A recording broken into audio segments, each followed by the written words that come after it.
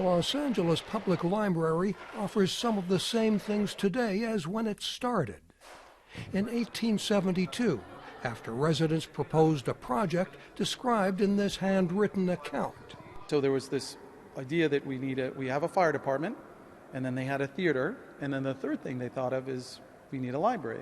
The first library was set up above a drinking establishment, and in 1880 a woman, Mary Foy, was named chief librarian. Women patrons, barred at first, had gained access just a few years earlier. During her time at the library, Foy expanded access. Later, she became a leading women's rights advocate. The library would move to successive locations, and as the city grew, branch libraries were built. In the 1920s, voters approved funds for this central library, which became a center of cultural life in the city. But in 1986, disaster struck. An unknown arsonist started a fire. A library exhibition based on the photo collection from the Herald-Examiner newspaper retells the story.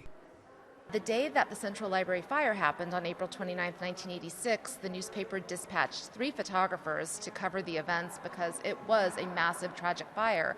350 firefighters fought the blaze as 400,000 books were destroyed, with hundreds of thousands more damaged by water or smoke, but the library survived. It was rebuilt with a new 8-story wing.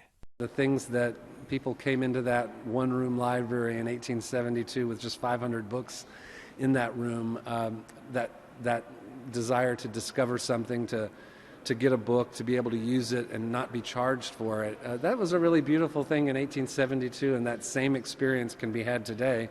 With even more to offer. I have friends that will apologetically come up to me and say, I'm sorry, I read a lot of ebooks or audiobooks, and I'm like, I do too. And you can get them for free at the library. Along with 3D printers, internet access, and family activities. Mike O'Sullivan, VOA News, Los Angeles.